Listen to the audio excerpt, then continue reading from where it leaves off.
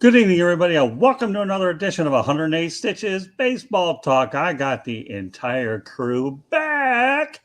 Yes, I do. Rick Curdy, welcome back to the show. Thank you, Scott. Miss you guys. Yeah, we missed you too. Eric Katz, I don't miss you. I see you every week. You've been A1 all month, man. Thank you. A1 for August. He's going to go 4 for 4 in the attendance. He's been really good job, man. Good job, Mr. Concrete Dump. Thank you. Your work is greatly appreciated. And of course, L Square. What can I say? Welcome back, buddy. Thank you. Thank you. Well, before we get into all our juicy topics here tonight, Rick's been traveling for a couple weeks. He didn't get to chime in on one of the topics we know he'd love, and that was the Oakland A's attendance and maybe one of the acts. Maybe it was a little 18-plus act going on in the stands during one of the games, too. I'm not sure if you saw or about that, Rick, but please come on in, talk about that attendance, and maybe if you feel like it, and make a comment or two about that interesting act that happened out there in the stands. Yeah, I heard about that. That was crazy, and doesn't surprise me with what the Oakland, not athletics, the Oakland pathetics, because that's what their attendance has been. It's been pathetic. Their minor league baseball team draws more attendance than their professional MLB team. What does that tell you? Not even Brad Pitt or George Clooney or Moneyball or Elon Musk money can save this pathetic franchise. And the fans are tired of it. They're not coming to the games. They're doing things up in the stands now to entertain themselves. It's crazy stuff going on there. It's just time for. We all know that Oakland is done. They're going to go to Las Vegas. I've been saying this for years. People getting mad at me. I have friends in the South Bay area mad at me. And I'm like, I'm just a messenger. They're going to go to Las Vegas. We all know that. The attendance stinks to high heaven.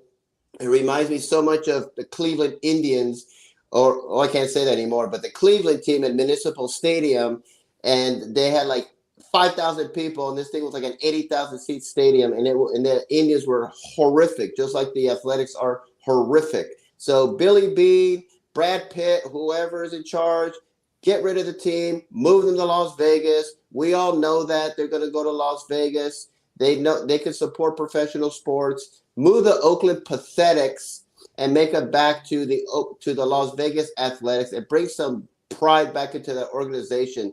Pride of Raleigh Fingers and all these great Reggie Jackson, all these great athletics players. Tony La Russa. Bring some pride back into the organization. Get them out of Oakland. It's a dumpster fire. It stinks. And put them in Las Vegas where they can, in a beautiful stadium where people will love them and support them as their own. And bye-bye Oakland Pathetics and hello Las Vegas Athletics. Well, clearly, I think Rick has some strong feelings on that Oakland situation. So, Rick, thanks so much for sharing.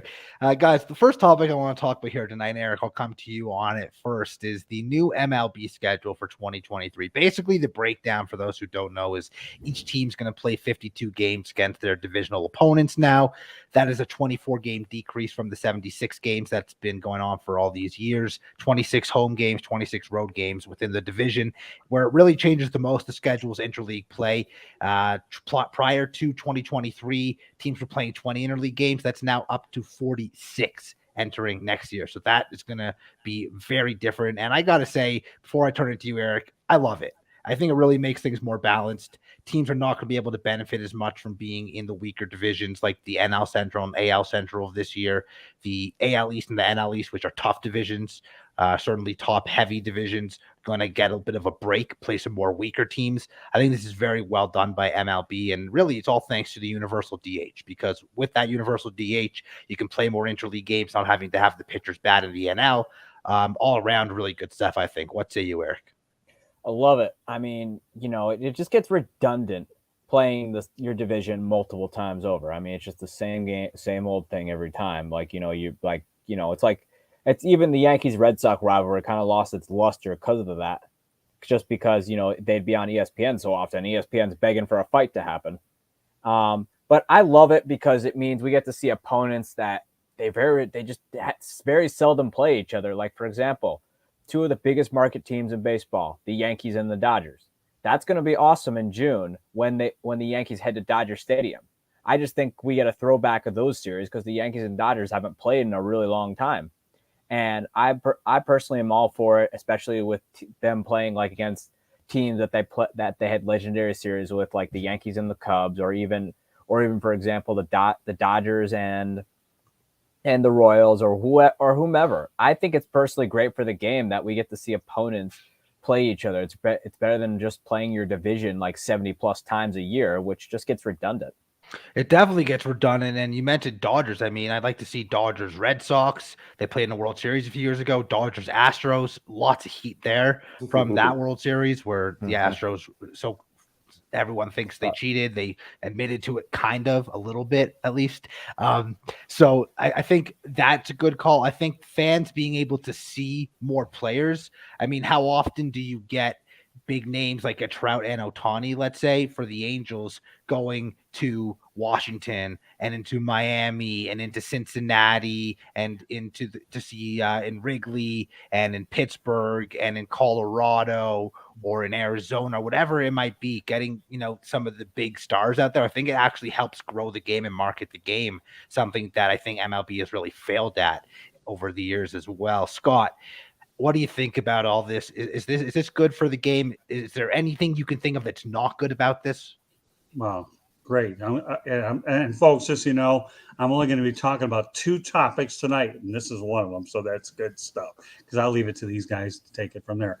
Number one, I always wanted an interleague play as a kid when I was in high school a lot of years ago, and thankfully it ultimately came to fruition. Number two, playing a team 18, 19 games in a year, way too much. I don't care. That's item number 2. Item number 3, you're right. Okay. MLB will follow in the suit of the National Hockey League, NBA, where they all get to see each other. Of course, they don't have home and homes, but they'll probably rotate every year. So I think it's great for the game. So everything is right about it. Again, the universal designated hitter, when they ultimately expand, then you have 32 teams versus 30 now. It'll even be a little bit better. So you've got 2 of the 3 sports that are able to have some sort of interleague play all year. And I know baseball will fine tune it, but you're right. I mean, the reality is you're looking to grow the game is what you're looking to do. And everybody should at least see all their players every year or every other year, which is how it's going to work out. 1 year you're here, then the next year you go back, and that's what it's all about. You want to see all the best stars. As much as everybody likes the Yankees and the Red Sox 18, 19 times a year, you don't need to see it that much. No, right? You get enough of it from 12 to 14 games. And one of the biggest things for me is really the biggest gain here is the balance, because again, it's so easy to look at the Astros and Mariners getting to beat up on Texas, Oakland, and Anaheim. It's so easy to look at Cleveland right now. Even the Twins, who are the second best team in that division, aren't good. Cleveland's probably the 8th best team in the American League, but they're going to be a top 3 seed because of their division. And you look at the AL East. Obviously, we expected Baltimore to be the worst team. Right now, it's Boston. I can make an argument for Boston to be in second place in a number of divisions. All right, comment from the chat room real quick, okay? Trevor Hillstrom, great for the fans who buy tickets. So there you go. So yeah, he's just validating what we already are. Shout out to Trevor. I work with him. He's one of the great guys on my baseball staff over at drroto.com. So thanks for tuning in, Trevor. Thanks for the comment. Rick, what are all your thoughts on this? I mean, I know we've covered pretty much everything we can, but I am interested to see, you are Mr. Opinion, and I'd like to see if you actually have a negative to this. No, I mean, I'm happy for it because it seems like the Major League Baseball is actually listening to their fans, because, before, to see the top stars play against each other, it had to be an all-star game, or it had to be a World Series or something like that. And now people get to see, like, Aaron Judge going to Dodger Stadium. I love to see that. I'm tired of seeing the Dodgers. Well, if he ends up with the Giants, he'll be there a lot more. Yeah, or maybe the Mets. Who knows what will happen to him? That'll be interesting.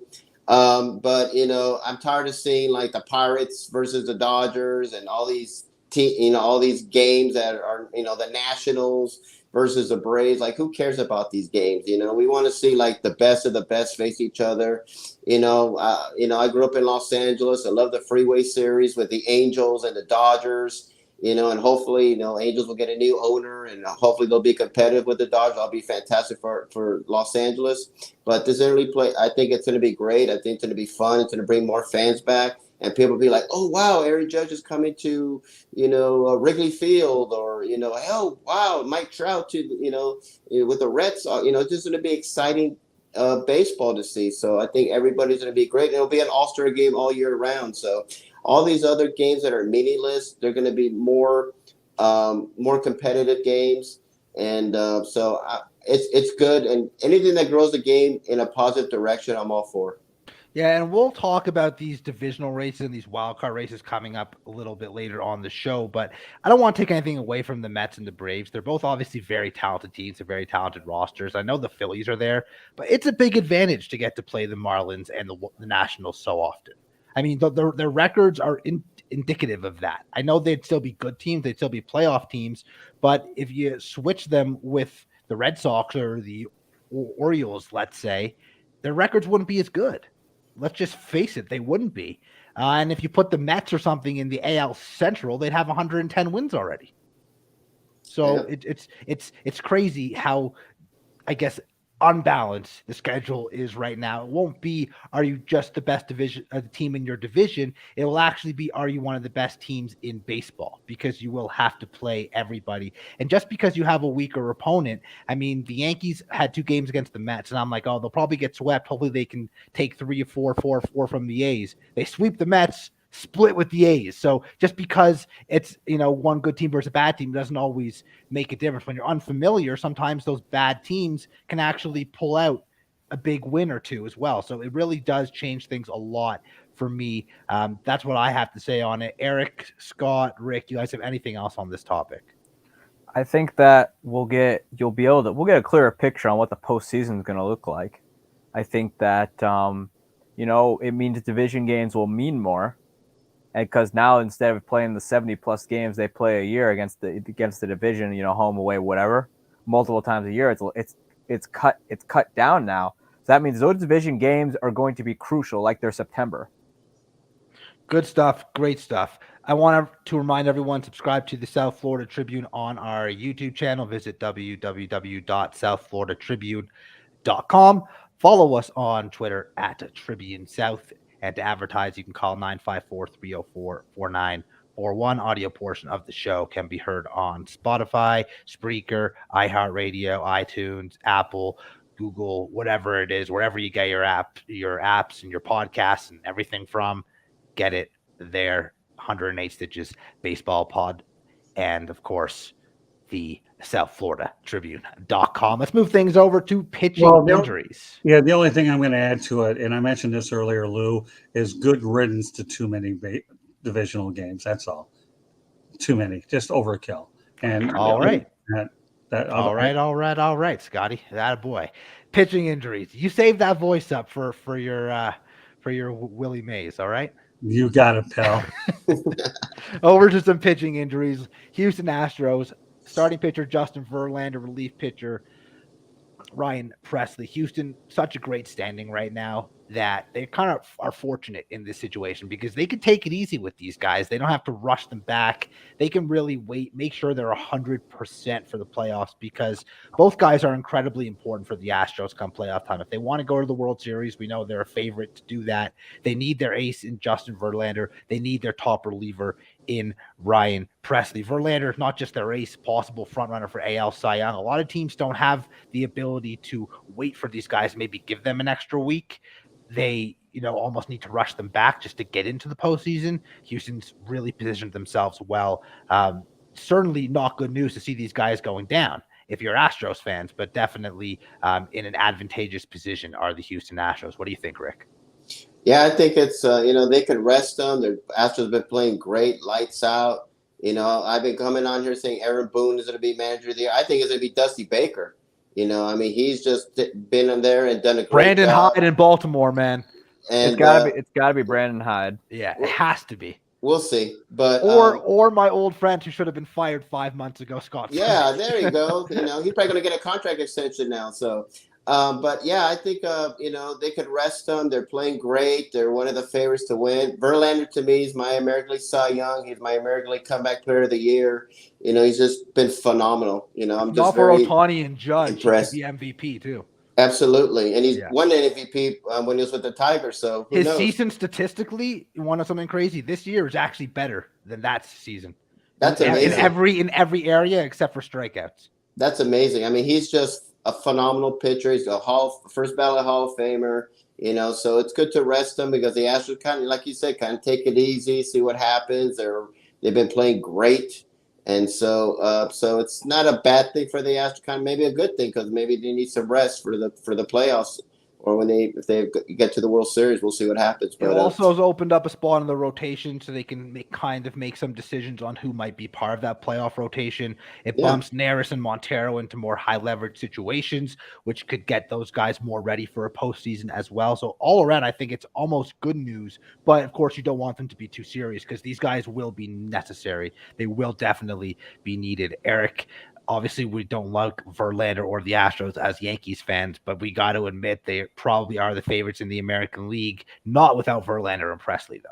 Oh, no doubt. I mean, they got a terrific lineup. They've been playing great ball all year, and they just, right now with the division lead they have, I don't think Seattle has the firepower to come back up that high. I think that, it's best to them to just let them just get back to 100% or even better. And just go with it. I mean, now they can really get some young guys. You can get some guys in there and see how they are when baseball really matters here coming in September. And you'll be able to see also potentially some young guys in there. Are they a part of the future of the Houston Astros? Because Justin Verlander can't defy father time forever. No, I don't think he can, although I do think he's on a 2-year deal, so I think he will be back next year. It's just incredible what he's done after missing all that time and at the age that he's at. I mean, I guess he's the MLB version of Tom Brady in a sense, obviously not with all the championships, but in the drama, less the drama. odds. Yeah, but they also both have incredibly beautiful wives as well. Kate Upton. Yeah. So Get up. that is some good stuff there. Let's move over to the Dodgers. They have some injuries pitching wise as well. Blake Trinan is expected back, but it's more so Gonsolin and Buehler that I want to kind of focus on here. Gonsolin will be back as well. Buehler, of course, won't be. Dodgers are playing incredible baseball. They have a chance to win 115, 116 games in the regular season at their current pace. There's no question about how good they've been. The question is what it always is. Can they perform in October? They typically don't. Come playoff time without Buehler, that's a big time loss for the Dodgers. Gonsolin having an unbelievable season, probably second behind Sandy Alcantara in the Cy Young Award voting right now. He's been that good.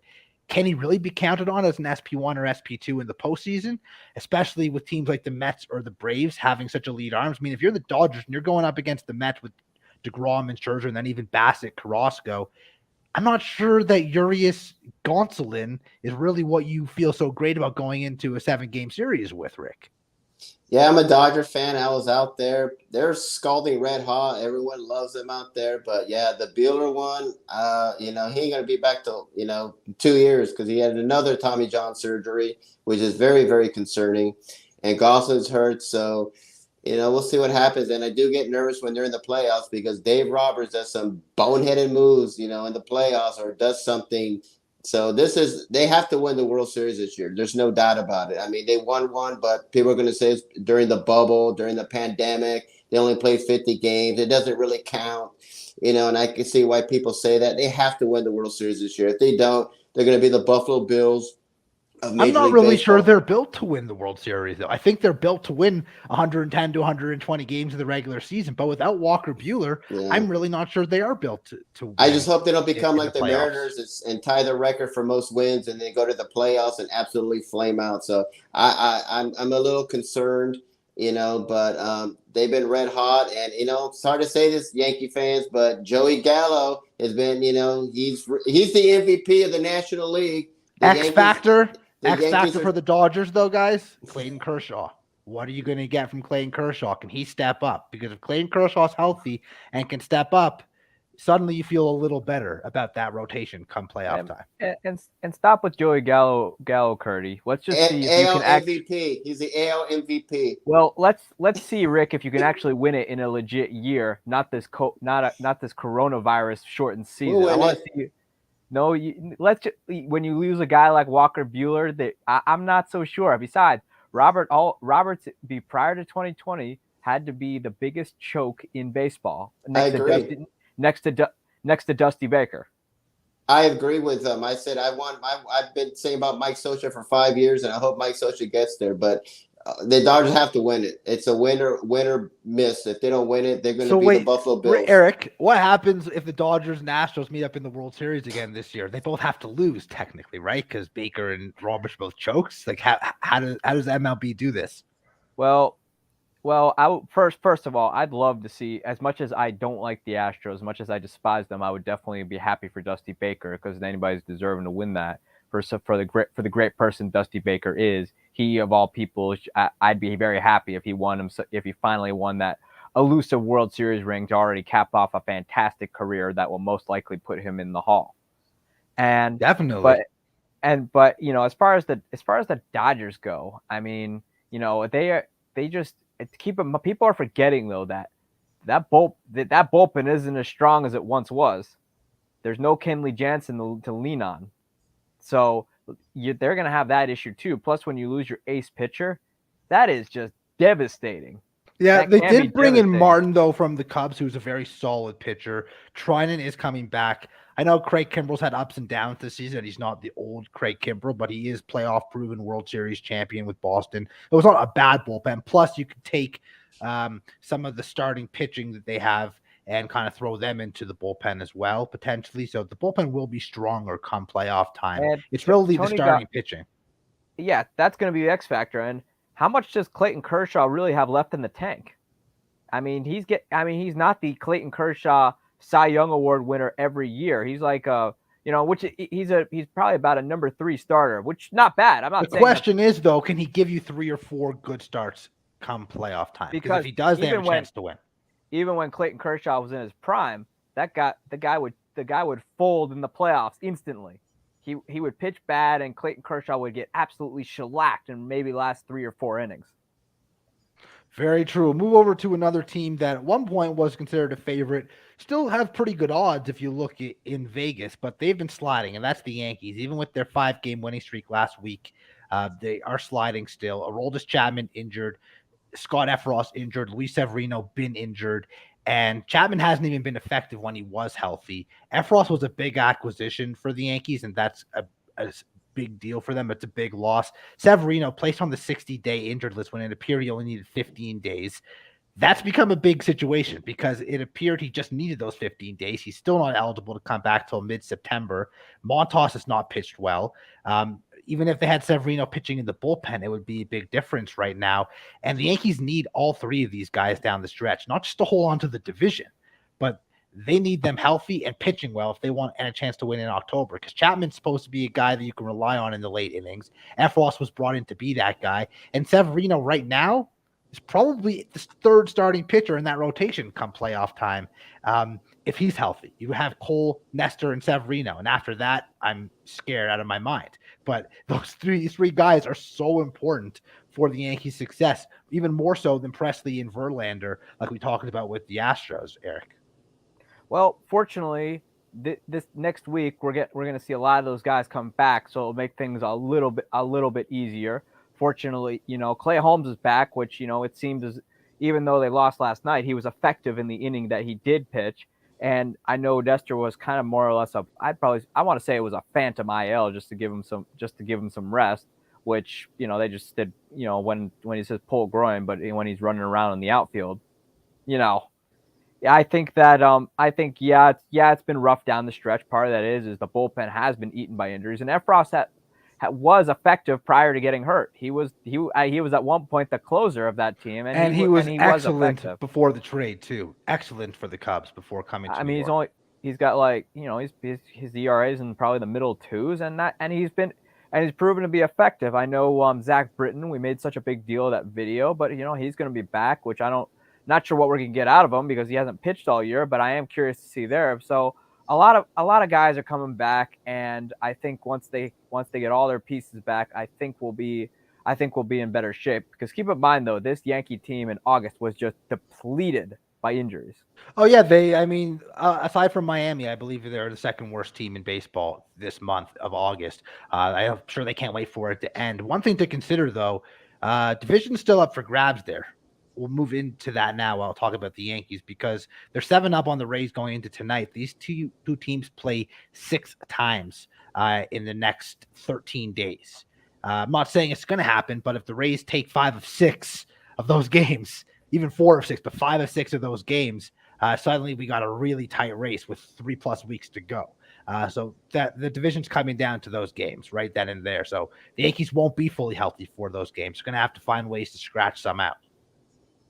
I mean, that's what it's all about, finding a way to win. That's what that's what baseball is. You got to figure out a way to win with what you have. But fortunately, they're going to have they're not going to have everybody back, but they'll have some key people back, which will make things better. Keep in mind, the Rays were really injured at one point too. They still are. They're still without Wander Franco, their best player. And then also keep in mind too that the Blue Jays had their opportunity to go back up, but the Mets kind of had the same problem as well. They had, like the Yankees, they had a pretty sizable lead on the Atlanta Braves, and boom, and now their division lead has dwindled down to I think less than 3. So yeah, we'll talk about that too later on. I do want to get Rick's thoughts on the Chapman and Severino Efros situation. The Yankees slide overall.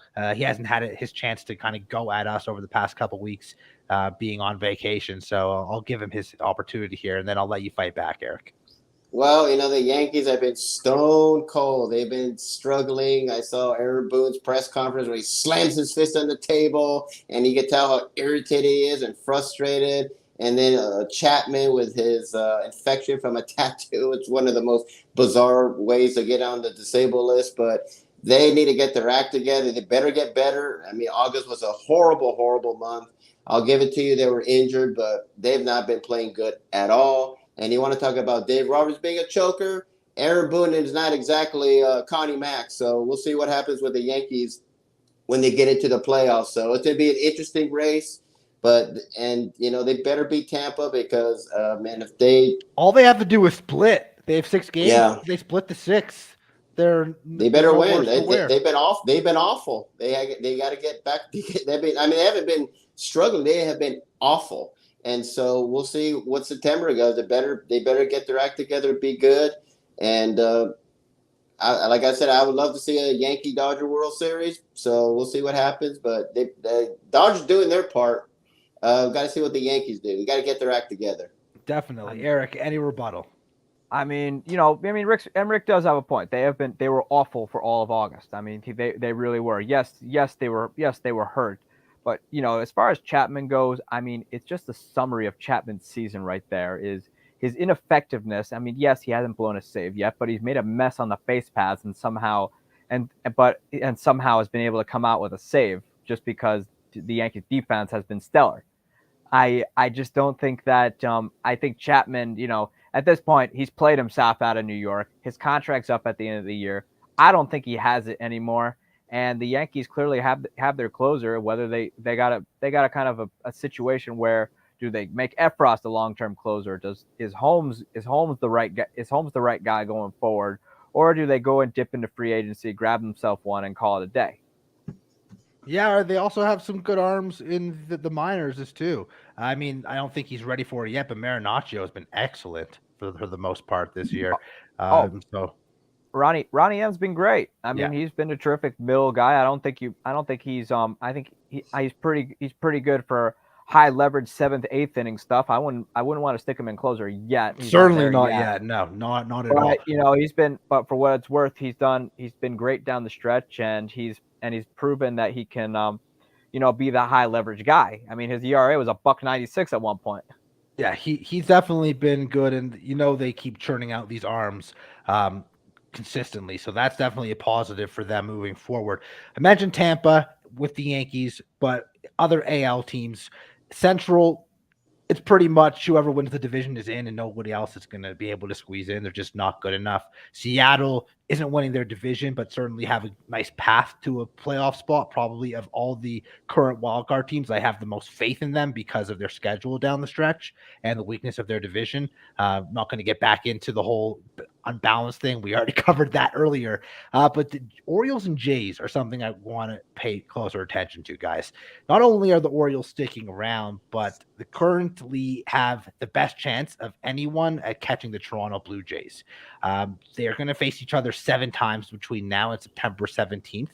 That gives the Orioles a chance to make up a lot of ground on the Jays, of course. And in between those series, look at Baltimore's schedule. Oakland, Boston, Washington. Very, very winnable games for the Baltimore Orioles. This team cannot be counted out, especially with their schedule. They finished the season with 3 more games against the Toronto Blue Jays. So if they can keep things close, anything is possible. They're about to call up Gunnar Henderson, who's one of the top prospects in baseball, to give their offense a little bit more thump. They might be calling him Grayson Rodriguez around that same time. He's one of the top pitching prospects in baseball. So they're going to be adding pieces without obviously being able to make trades. They have the schedule to do it. They control their own destiny with the Blue Jays, and they have an easy schedule. This is a Cinderella story, something really to keep an eye on. Again, Tampa involved here, but they're a bit out in front compared to the Jays and Orioles, and I think their sights are still on the Yankees. What do you think, Rick? Orioles are the surprise team of the year. I thought they were going to be awful. I just thought that no, and they have a horrible, it just didn't look good for them. And for them to be doing this great is a surprise to me. I think it's a surprise to a lot of people. And they can make the Blue Jays very interesting. Blue Jays are playing a lot better now ever since they made a managerial change. So maybe that was good for them. I don't know.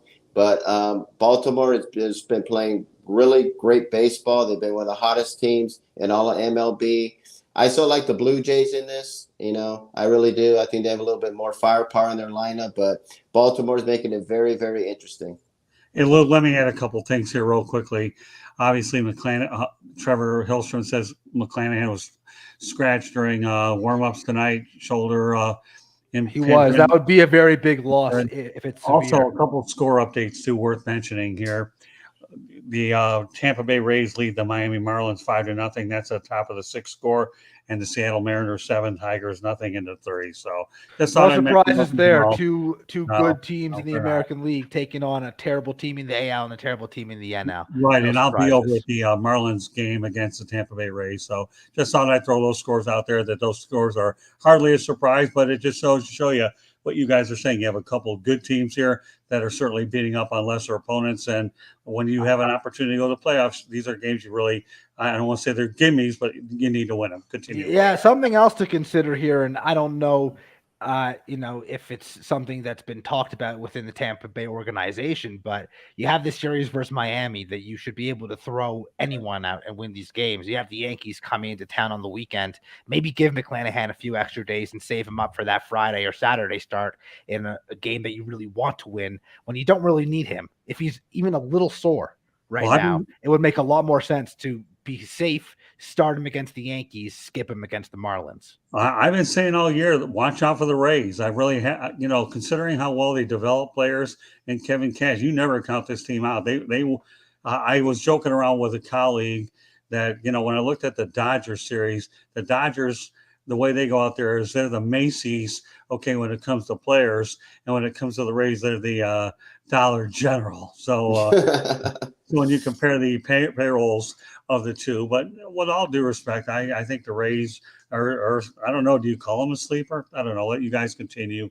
But I just thought there were a couple things that came in mind. Not a sleeper because they are just won the division, but looking at the roster every year and wondering how they continue to win this many games certainly makes them a bit of a sleeper, certainly a head scratcher. Eric, your thoughts on the Orioles, the Jays, all the games they have left? Jays really started off well with their new manager, kind of fallen back down off a cliff. I mean, they were just swept by the Angels in Toronto. That's not a very good look for anybody, especially a team that's vying for a playoff spot. I mean, number one, it came back to their pitching. Their pitching, their bullpen in particular has been a problem all year, except for Jordan Romano, who's, good closer, but who else do you have? And also, yeah, they have the offense, but man, you got to pitch to win in this league. and they just don't have it. I personally think that they'll ultimately edge out the Orioles just based on experience because they know how to do it. Right now, the Orioles are kind of in that phase of learning to win, which it's a great story, really is. I mean, going into the year, I knew that I thought they would improve because they have, Cedric Mullins right there, and before he was traded, Trey Mancini, they had some. Yeah, well, 60 wins would have been, or 65 wins would have been a nice improvement for them. Right, and they were always heading in the right direction. They were doing it right. Their farm system had been just churning guys like Noah Morrow. Yeah, they were losing, and they kind of became the joke of late night TV. But they had Santander, obviously Adley Rushman. The guy was supposed to be gold, and he is. But yeah, they always had the prospects, and it was just a hot lava bed of talent, and it was just not ready to show yet. And they've built a team that I think that has an opportunity to. Do I think they make it this year? No, but I still see them being very relevant in September. And they have the schedule to do it, man. I mentioned they have 9 versus Toronto, Oakland, Boston, and Washington. Easy cakewalk schedule. Cakewalk. I mean, they can beat up on Oakland. They can beat Boston. They can beat up on Washington. If they took, I'm not saying they're going to. If they go 6-3 against the Blue Jays in those games, they leapfrog them. 5-4, they at least gain some ground. So it's wide open. And Toronto, despite the offense that they have, they really aren't the team to really do it. Because I personally just, for some reason, they're just missing the it factor. I mean, yeah, Vlad Guerrero Jr. is great, and also they were better last year. In my opinion. And also they lost some pitching depth too to injuries. That's also a problem. But yeah, their biggest problem was they neglected the pen. That's one thing that they did was they neglected the pen. And personally, I think they'll get there just because of their offense. But I don't see them going anywhere because as soon as they get to that bullpen, they're going to get shellacked. They're one of those teams, though, that's talented enough to run the table and go all the way to the World Series. They're also one of those teams that could get swept in that best of 3 or not even make it. That's what's so interesting about them because they're very talented. But the thing about the Blue Jays, though, is they're the type of team too that can easily win 4 in a row, but they can also lose 4 in a row. They're a very bipolar team, which they're never consistent. Even their great offense with all those big names, that offense is very inconsistent. There'll be a week where you can't get them out, and there'll be a week where maybe one of them is hitting, and that's not going to do it either. Like Vlad, they got some all-stars on that team, and no doubt. I mean, Vlad Jr. is clearly as good as his dad, and he. But the thing about it is, they're missing the it factor, and I just don't think they have it to really go all the way. Yeah, Gausman is hit or miss. Manoah is fantastic, but Barrios has been a complete disaster. And if he doesn't turn it around, that's going to look like one of the worst contracts in Major League Baseball. If he doesn't turn it around in the next few seasons, they just extended him big time coming into the year. It's not the first time the Blue Jays have handed out a bunch of bad contracts. Remember their quote unquote dream team that ended up not going to the playoffs, where they essentially became the Toronto Marlins. Yeah, I remember those trades, definitely. Anything else on the American League, Scott or Rick? No, I think you guys did a good job. Yeah, I said, Toronto's very streaky, and they're missing bullpen, and they need a manager. I don't think they have any guidance there. They're just they should be winning more and more games. They should be one of the best teams right now with that offense, and they're a total mystery and a total question mark. Yeah, definitely. I think it goes a little deeper than the manager, to be truthful. I think unfortunately Charlie Montoya, he just had a horrible stretch where the team went 2-9 or 2-10 or whatever it was. It was 2-8, but and Toronto and Mark Shapiro felt as though that he needed to make a move, but really nothing's changed. So it's got to be more than just the manager, I think. Yeah, the only thing I'll add to that, sometimes when you make a move to bring an interim guy, it's an immediate spark, but doesn't mean it's necessarily the long-term answer. So all you really it was an immediate spark. They came on like gangbusters, and then suddenly went back to playing very mediocre baseball. Yeah, I mean, unless you're the Philadelphia Phillies, that wasn't immediate spark. That was necessity. But I don't want to get into that, take two things off too much. But when you make a change in the middle of the year, you hope and pray that you got a new voice. Okay, you're playing for your jobs anyhow. Let's see what you can do. And sometimes those moves work out, sometimes they don't. You're gonna by the end of the year, though, guys, you're gonna have your fair share of managerial openings at the end of the year, regardless. Okay, how many of them lose the interim tag? Well, I don't know. We'll save that for a few future episodes. There's a guy out there in Los Angeles with the Angels who's definitely going to lose his interim tag. I can tell you that. That is for sure. Subscribe to the South Florida Tribune on our YouTube channel. Visit www.southfloridatribune.com. Follow us on Twitter at Tribune South. Advertise. You can call 954-304-4941. Get the audio portion of the show on Spreaker, Spotify, Apple, Google, anywhere you get your podcast. Moving things over to the NL. Scott, you mentioned the Phillies here. They're right in this 3-team race basically for the final 2 wild card spots. Phillies, Padres, Brewers. Padres still in a playoff spot. They're the most interesting of the teams because of all the moves they made for Hader and Soto and Bell. But their lead over the Brewers is 1.5 games. And the Brewers aren't a good team. Don't get me wrong.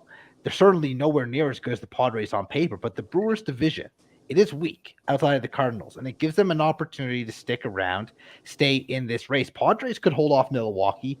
I expect them to, but they have started to fall behind the Phillies for the 5th spot. They were kind of back and forth for a little bit, bouncing up and down.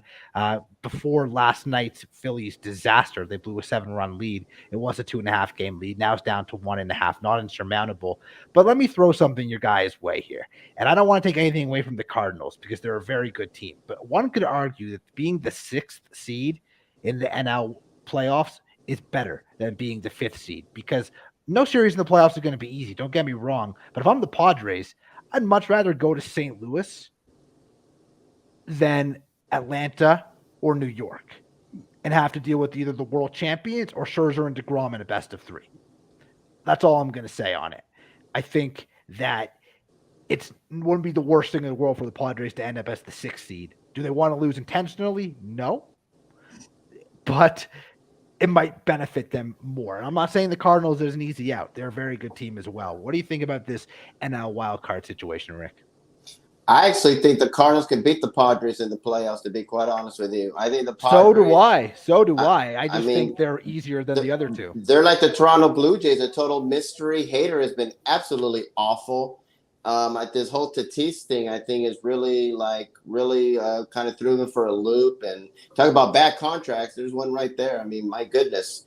And so he needs to do some growing up. But, I just don't understand the Padres. They have all the talent in the world. You think with Soto going there, they're going to take it. And I thought they were going to take it and really put a charge to the Dodgers. And they just haven't done that at all. And they have just been inconsistent. And so if they do go to the St. Louis, I think St. Louis will beat them in the playoffs, to be quite honest with you. Yeah, St. Louis is a really good team. I mean, they're about to get Jack Flaherty back, it would appear. So Wainwright, Flaherty, Montgomery is a really nice 1, 2, 3. That would be your top 3 in that short series. And again, I'm not taking a single thing away from the St. Louis Cardinals. They're not going to be an easy out. They're a team that's good enough to go all the way. Goldschmidt might win the Triple Crown. He's the MVP. But as from a mental, psychological standpoint and on paper, I would say if I'm a team going on the road for a 3-game series, best of 3, I don't want to go take on the world champion Braves, who clearly know how to win in the playoffs. And I don't want to take my shot at beating DeGrom and Scherzer, because if you don't beat them both, you're in trouble. Yeah. So that's what it comes down to. If it was a best of 5 or a best of 7, I might not feel the same way. I probably would, but it wouldn't be as challenging or daunting as a task, especially with the Mets. Now, it looks like it'll be the Mets. We'll talk about the Mets and the Braves shortly. But the Phillies, they're really interesting because we know they can hit. Great lineup. They just got Harper back. Amazing stuff. He's as good as it gets. He would have been my MVP choice if he didn't get hurt. He's that good of a player. He won it last year. Nola, Wheeler, fantastic. Syndergaard, good enough. Gibson, decent, I guess, to say the least.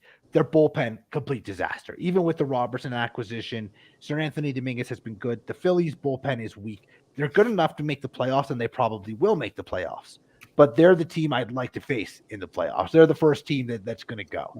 They might be the worst of all the playoffs teams, them and probably Cleveland at this point right now. But Cleveland at least has the pitching, whereas Philly doesn't. Good pitching can shut down the Phillies. So that's kind of where I'm at with that. What do you think, Rick? Yeah, the Phillies, I mean, they, you talk about a managerial change in the midseason that's really worked out for them. Robbie Thompson should get some votes for NL Manager of the Year, what he's done, because they were a team that was going to run through everything, and they didn't do well with a great manager, Joe Girardi, who I still think is a great manager, and I think he will manage again in Major League Baseball. But they have just taken – they played a lot better, but their Achilles heel is that bullpen. And if they can get that bullpen during the offseason, get some arms, get some good players, and just revamp it, watch out for them next season. I think they could be in a healthy Bryce Harper, and they are a good team. It's just this year they got up to such a horrible start. And if they do make the playoffs, yeah, I agree. I don't think they're going to go very far because their bullpen is weak. But next year, I think they'll be good. Still. Well, you got to go out there and add probably 2 bullpen arms. Syndergaard's going to be free agent. I don't see them bringing him back, but they could go out there and get another SP3, SP4 type. As long as they have Wheeler and Nola and that offense, they're going to be competitive. They thought they had somebody, though, in Corey Knebel. It's unfortunately that his injury situation. But that's always been Corey Knebel. Well, that's true. If they were relying on him to be healthy all season, that's a mistake. That's in true. Its own right. So then so my question to you is this, Lou, okay? You have a guy like Corey Knebel who's injury prone, but yet Dave Dombrowski brings him in. So I'm with you all the way. You want to know why, though? That just goes back to what we talked about in April or even before the season began. Right. It comes down to bad decision-making. You didn't need Nicholas Castellanos. I like Castellanos. I think he's a great hitter, and he's really come on lately. Use that money on Kenley Jansen. Trade for Craig Kimbrell. Go out there and address what you have to address in the bullpen. Don't go out there and add another defensive liability in the outfield. And if the Phillies don't make the playoffs, I'm sure they will. And if they go out early and it's because of their bullpen, that's what it will come down to yet again for them. A mistake, mismanagement of the funds, because they clearly have the money. They spent big time, but they went out and they added to an already strong offense rather than adding to the glaring hole that any person sitting at home wanting to play general manager could have seen. Oh, no, listen, I got news for you, Lou. I agree with you 1,000%. The one thing we've always talked about, okay, it isn't how much money you spend, it's how wisely you spend it, okay? We all know full well you got the largest payroll on the planet. If you're not spending it in the right places, guess what? Only one team's going to win a World Series while the other 29 aren't going to do it. So everything that we've talked about, Lou and Rick, during the course of the year has been very consistent. And you're right. I definitely think that they should have gone out there and fortified their bullpen. There's no question about that. So I'm not debating it. In fact, if anything, I'm agreeing with you. And let's face it, though, where the Phillies play is a hitter's ballpark anyhow. So with all due respect, you're darned if you do, darned if you don't, but what are you going to do? It's just how it goes. And in terms of the additions and subtractions, bringing Bryce Harper back now is like a trade deadline acquisition because he's getting healthy. Like the Mets with bringing back DeGrom. They bring DeGrom back, and it's like making a huge acquisition and bigger acquisition than you could possibly make. What do you guys think's up with the Padres, though? I mean, I know that Tatis Jr. news must have hurt, but I mean, they're already a good team. They bring in Soto, they bring in Bell, and then all of a sudden the pitching falls apart. And the offense is almost worse with Soto and Bell. Eric, good to have you back. What's the deal with the Padres? I mean, you should be blowing the Brewers away by now. They should be ahead of the Phillies. They should be closer to where the Braves are at, yet they're sitting there almost asking for the Brewers to pull off a miracle. Well, problem number one, the problem is Hader was falling apart to begin with. We kind of saw it a little bit in Milwaukee, not a terrible amount, but a little bit. He was starting to fall apart in Milwaukee.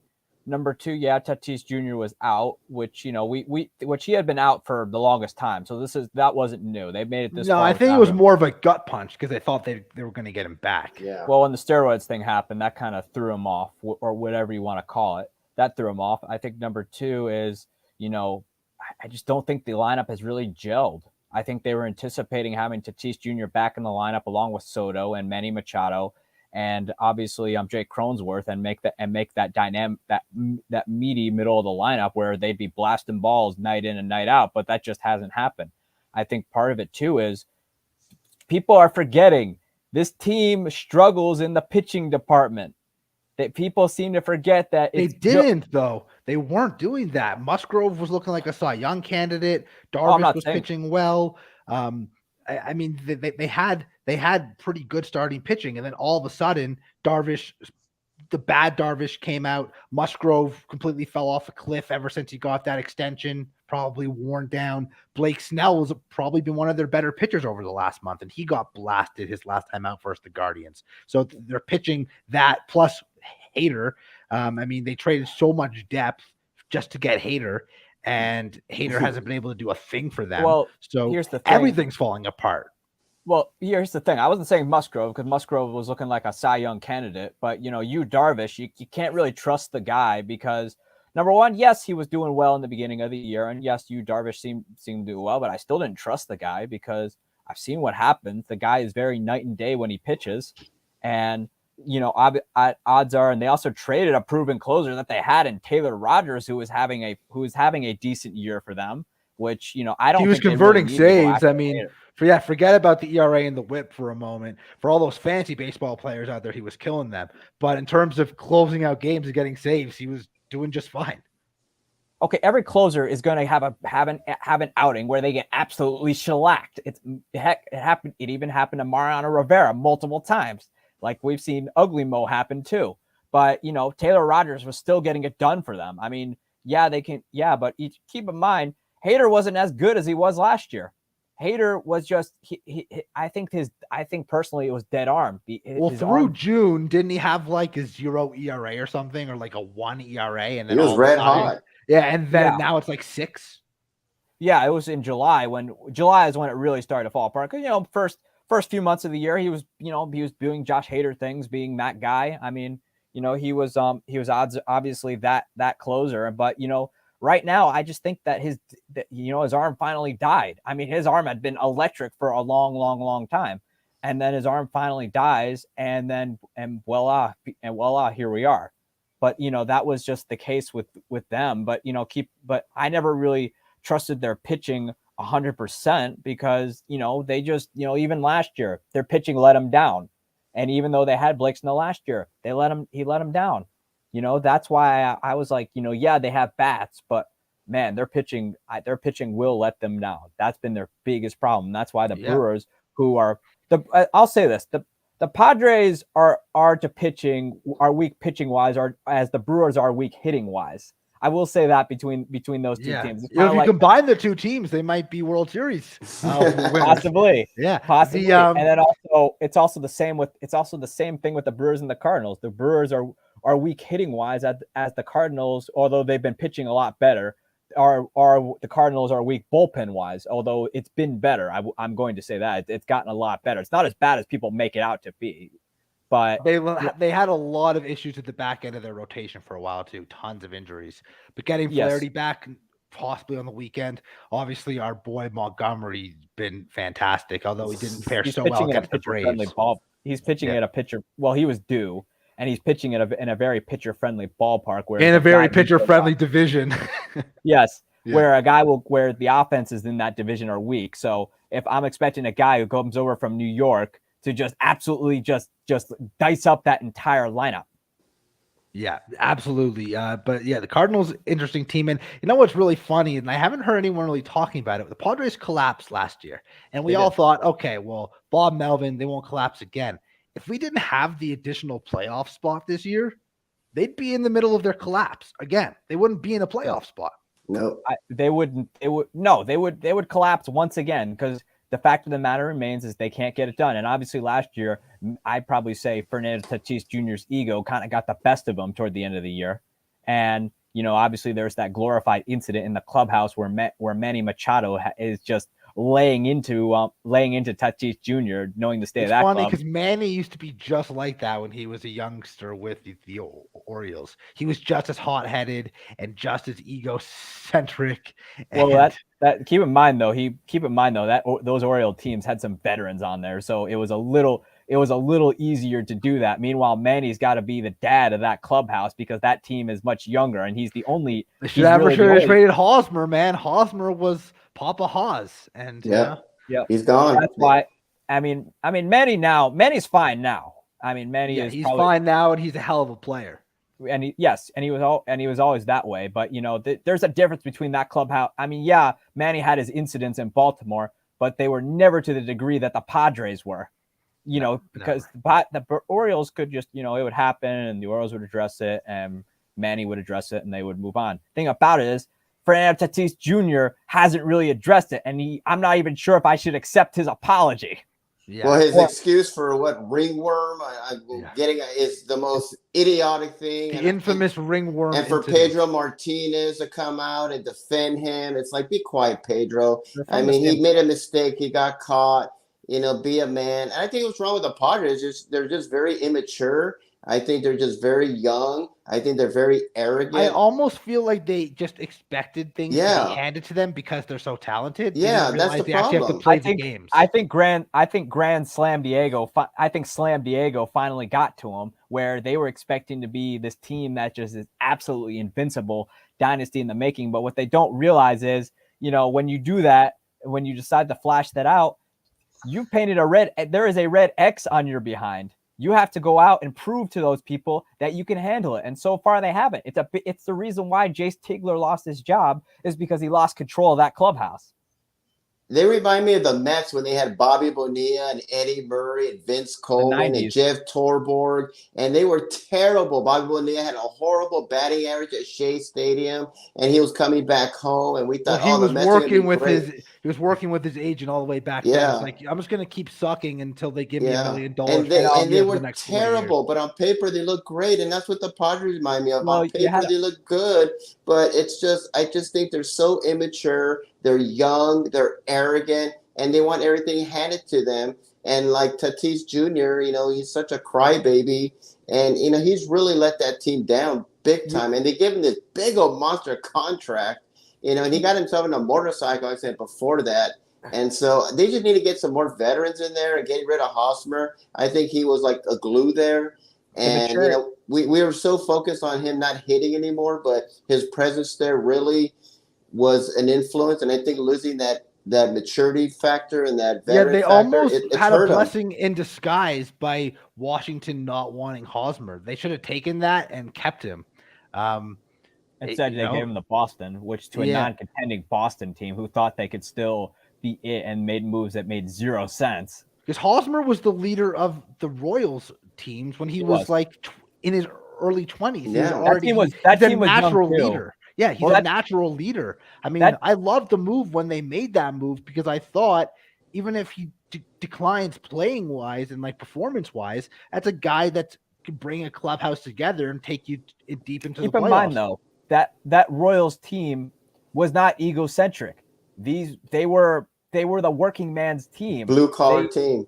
They made it to the World Series the first year and lost, although they put up a heck of a fight against San Francisco. 90 feet away from going to from tying the game in Game 7. And then next year, and then the following year, it was World Series or bust. They remained focused on that all season long. They sprinted through the playoffs, and then they finally got their ring. That team was just focused, and they beat a good Mets team because that was when Harvey and Syndergaard were both really good.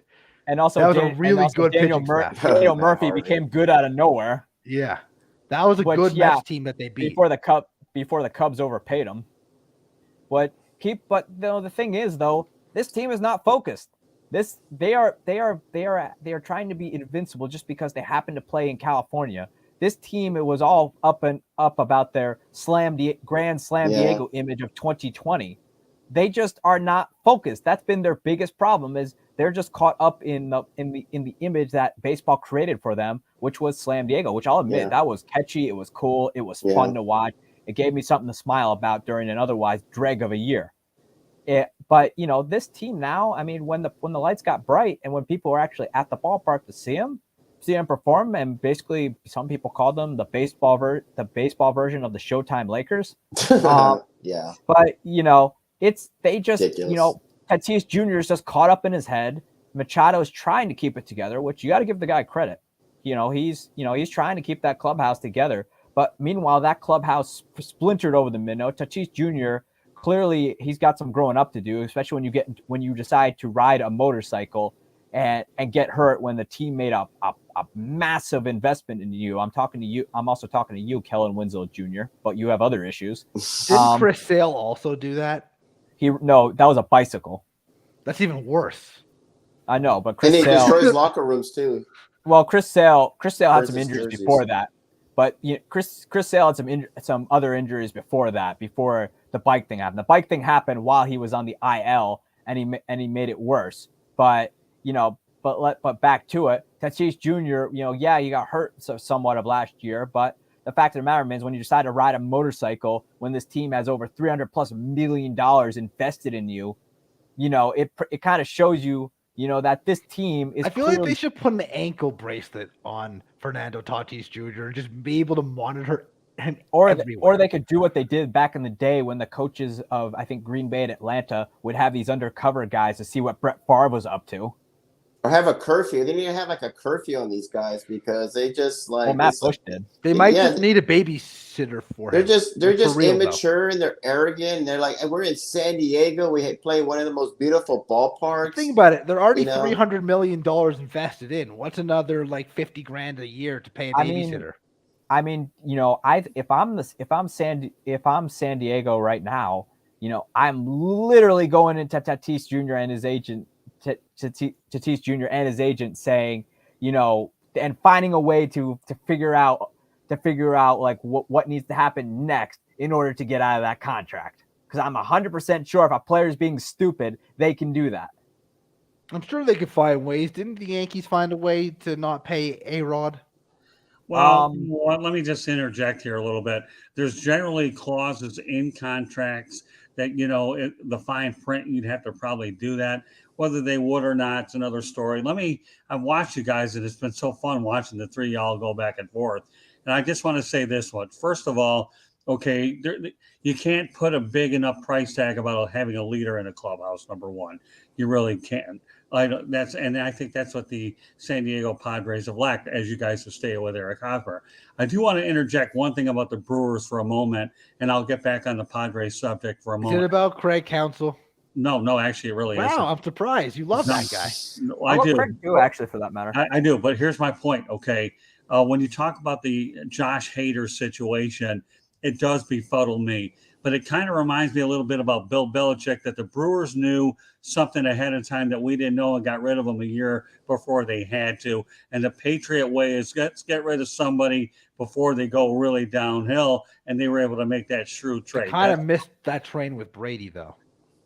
Yeah, but we all know how that worked out. So I don't want to. It wasn't the first time too. They missed it with Ty Law too before Right. Brady. But my point is that the Brewers knew what they were doing when they let Hader go, and obviously you guys made some excellent points about the return on investment for the Brewers. So now will everybody say that the clubhouse and the Brewers was a little deflated because you traded a high-profile guy to San Diego? There could be a theory to that, but the reality is the Brewers knew that it was time to get out of the Hader situation before it got uglier. And the biggest problem you have with Major League Baseball is you do have a lot of long-term contracts that go badly. And, we can devote an entire show to this if you want. But you're right. And it's also possible, Scott, that they knew they'd be chasing the Padres and figured they'd help their own cause by giving a damaged pitcher. True. Well, you never know. I mean, you have your regular show. We know how thorough you are with it. I wouldn't rule out any school of thought with anything that you're talking about. But to remember, the one thing that we can't lose sight of is the Padres made that massive deal with the Washington Nationals that we thought was a game changer. And we still have another 30 days to see how some of that plays out. I saw the Marlins play the Padres competitive over at Lone Depot Park. And I asked Don Mattingly, before the game, you guys seem to play them pretty competitively. and they did when they were in San Diego. Again, right now things have changed. Jesus Aguilar, who knows where he's going to wind up, but that'll be for another time. We still have another day or so, whether he's an impact bat later on down the road. TBD on that. But I guess my point, getting back to San Diego, is you guys are so right. You got to have a good leader in the clubhouse. And, a leader in the clubhouse doesn't have to be a 300 average with a slash line of about 30 home runs, 100 RBIs. Okay, give me a good leader in the clubhouse with a 220 average that has a 400 mentality average-wise to keep it all glued together. And I've been around the game long enough to know what, I hate to get off too much topic, but I will go to the NBA for this analogy, guys, okay? When you had the bad boys of Chuck Daly, okay, these players governed themselves in the locker room to make sure nobody got off track. You had Chuck Daly doing what he had to do to manipulate the minutes, but when you have Isaiah Thomas, Bill Laimbeer, and all these other guys making sure the problem children don't get in the way, you had that leadership, and leadership is priceless. That's the only reason I brought this analogy up. Yes, my voice has been preserved very well. Thank you very much, Lou, for allowing me to do that. But every now and then, though, you guys bring up such intelligent points that it's so easy for me to come up with examples that validate what you guys have already talked about. And you've given me a wealth of those tonight. Continue on. Yeah, I will say this, though, and this has to do with the Yankees. And part of it was, yes, Derek Jeter's leadership is obviously really good. But after 2004, that locker room was splintered, and Derek Jeter himself, along with the rest of the core four, couldn't keep it together. So what do they do in 2009? They go out and grab guys who can police a locker room, like CC Sabathia, and also AJ, and also Mark Teixeira, having multiple leaders in that locker room. Well, also bringing in Burnett and Swisher, who are like jokesters but keep things light. So you have the combination of the Yankees business way. You have the policemen. You got the dudes that are chill, want to have fun, and it was the perfect combination. And that's sometimes what you need. I'll argue saying A-Rod really could have done more in that clubhouse, but because obviously guys were chasing after milestones. We know that A-Rod is a very selfish player. He's all about A-Rod. A-Rod is A-Rod, and he always will be. Just ask Joe Torre. Joe Torre had a lot to say about A-Rod, which it's obvious that Torre does. By the way, that whole A-Rod situation happened from an injury as well. Aaron Boone was expected to be back as the third baseman for the Yankees in 2004 after that big home run. Hurt himself playing basketball or something. The Yankees moved in, made the trade for Alex Rodriguez, and the rest writes itself. Well, give Boone credit though. He was at least honest about the situation when everybody would just find a way. I have no issues with Aaron Boone in the media. I've always said he handles it very well. Back to when he was a player. My problem with Aaron Boone is what he does on the field or in the dugout. But we'll save that for another time. So let me ask you guys a question. Just want to make sure we put a wrap on this bad boy. I know, Lou, you've done a magnificent job with everything that's important. And for a lot of you folks that are watching or listening here, you certainly have a lot of good information as we go down the pennant. Any closing thoughts about Rick real quickly on all the topics that we discussed? I'll go around the horn, and then I want to close the show out with Willie Mays. Go ahead, Rick. Lead it off. I think it went great. I love the gelling. I love how we just talked about things and kind of like the psychology of everything, like the Padres, because I think the Padres just need some growing up to do, and hopefully they'll address the issues they have, but they need some leadership there. But overall, it's been a great show. All right, Eric, some thoughts. Well, apologies for the audience and everyone else here. It's okay. Move on. But odds are, yes, the Padres have a splintering locker room. Something's got to be done about it. The Brewers, love or hate the trade just because it's Josh Hader, but the fact of the matter remains, the Brewers got him out before this thing just completely caboodled over. Okay, Lou, some thoughts. I just want to say that really excited to see what happens with the Baltimore Orioles, and hoping that the Yankees can at least split the 6 games with Tampa, and Mets Braves going to be an exciting race down the stretch as well. All right, I'll just make 2 comments. Number one, Rick, I'm glad you had your opportunity to call that we have a new hashtag called the Oakland Pathetics. Very good stuff, okay? I'll have to remember that one. All right, I want to close the show on this note here, okay, and that's this. Willie Mays had an opportunity to have his number retired by the New York Mets. And what I like about the move is, first of all, many years ago when Hank Aaron played for the Milwaukee Braves, he had his number and finished career with the Milwaukee Brewers. As a result, he started in one town and wound up in another. Same holds true with Willie Mays. Started off with the New York Giants, landed with the New York Mets. I think what I like about what we saw in both instances is both players started their career in the city and they ended their career in the city. And I think it was a really classy move by the New York Mets to retire Willie Mays' jersey. I don't even care if he would have hit 33 his final year getting the World Series. It had nothing to do with it.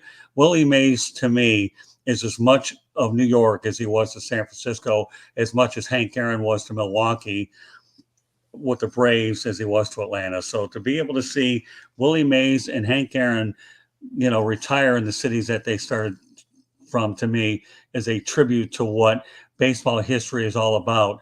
And kudos to Milwaukee, New York, San Francisco, as well as New York, that you are able to connect Willie Mays and Hank Aaron together. So for all you Mets fans who are out there paying attention, I am so glad that this move was done, especially while Willie Mays was alive, to know whether he can see it or not, because I understand, he's dealing with some vision issues, but I am so glad that this man can see that his number was retired with the Mets. I believe he played there, I believe, in 73, if I remember right.